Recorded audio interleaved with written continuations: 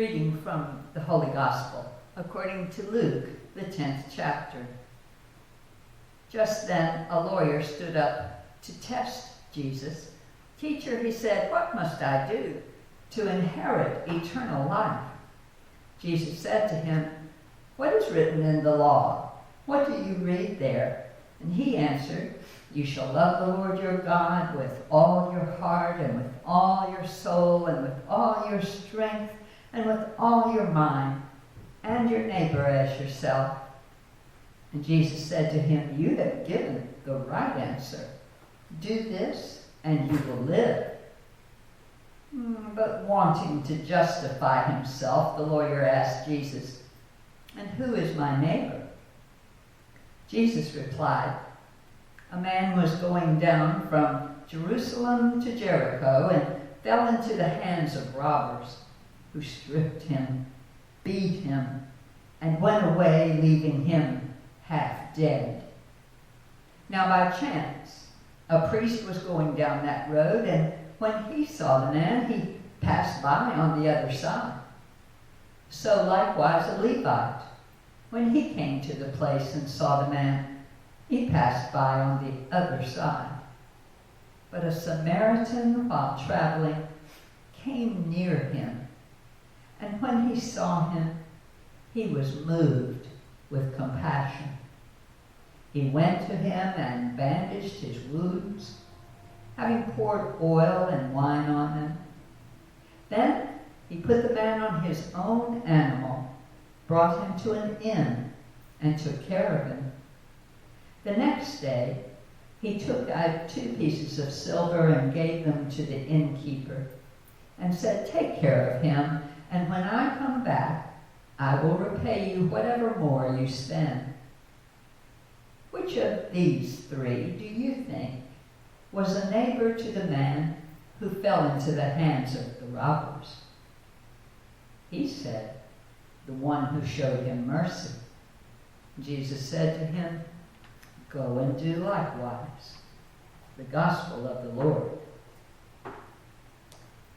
And you know, it's a dangerous road from Jerusalem at nearly 2,500 feet above sea level, going down the mountain to Jericho, which is more than 800 feet below sea level.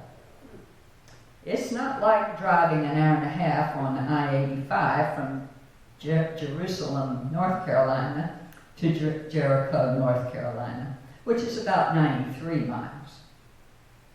It's always been a dangerous descent along that mountain road. Many travelers made the journey between the holy city of Jerusalem and the oldest city on earth, Jericho. But travel it they did, and some were on business, and some were on pilgrimages, and almost all were on foot for that 99-mile trip. Then there were the robbers, hiding on the cliffs, waiting behind a curve to surprise a traveler and swipe their goods and run. See, the whole length of this road that we remember is in the southern part of the nation, known in Jesus' time as Judea. Now, Samaria was not only north of Judea, but the separation between the 2 land areas was far more than simply a border. It ran very deeply. Samaria and Judea were divided by full-blown bigotry toward each other. It was a fear, a hatred, and a distrust that had developed over centuries, going back at least more than 700 years before Christ, when the Assyrian Empire had conquered Samaria, and they brought in different peoples from many lands, who promptly intermarried with the Jews who were there. And those who had not been taken captive to Nineveh in Assyria stayed in that area, Samaria, and the Jews down in the south, Judea, no longer recognized the people of Samaria as their kinfolk, as people of God's covenant. Samaritans worshipped on a different mountain, Mount Gerizim in Shechem. Their scriptures were limited to the Torah only, the first 5 books of the scriptures, but they didn't recognize the Psalms or the prophets or the wisdom writings. No mistake about it, the Jews of Judea feared and hated and distrusted the people of Samaria. And considering them as disqualified from being the chosen people, the people of God's covenant, well, there was nothing but fuss. Wait now, didn't Jesus realize what he was saying when he told this story of a man traveling down to Jericho, beaten and robbed and left in a ditch to die in? Most certainly he did. The expert in the law who was questioning Jesus had already confirmed the primary bedrock belief and practice of the Jewish faith. Love the Lord with everything in you, as written in Deuteronomy 6, and love your neighbor as yourself, as read in Leviticus 19. See, all the true Jews, in other words, the folks who knew the covenant to be theirs in Judea, were just being confirmed in what they believed. Jesus was saying, yes, these are the right answers. He confirmed so that everybody in the crowd listening understands Jesus knows the actual covenant. Well, Jesus had the crowd with him now. But then the expert in the law presses him, and his own advantage. He asks, who's my neighbor then? Aha, the trap is set, you see. The lawyer feels, I have Jesus cornered into saying something dangerous, something that right-thinking Jews would not agree with. But the master storyteller turns the tables. Oh, with twists and turns in this tale, Jesus tells. We don't want to miss a moment. So, everyone listening would have known the reputation of that road from Jerusalem to Jericho. They were 2 of the most famous cities in Israel. It was dangerous because it wound along steep mountain cliffs, dangerous obviously because of robbers, and dangerous because there were always a lot of travelers on that road. Now, everyone listening would know it was not unusual for priests or Levites, the honored keepers of the temple, to go along that road. They would travel that way often. And it was not unusual for Jews of Judea to go from Jerusalem to Jericho. It might have been on business or otherwise, but there was a lot of travel there. What would have been unusual would have a Samaritan traveling down south in Judea. He would be considered a foreigner, out of place as a traveler, and feared, hated, and distrusted as a disturbance just by being there. So here comes the parade, moving by the poor robbery victim who's lying in the ditch dying. Our sympathy's with him, isn't it? I mean, he's innocent. He didn't deserve the treatment he received. Beaten and stripped, robbed of all he had, and left to bleed out. He could have lost his life. Well, we're concerned for the man in the ditch as we hear the story. But then come the honorable ones.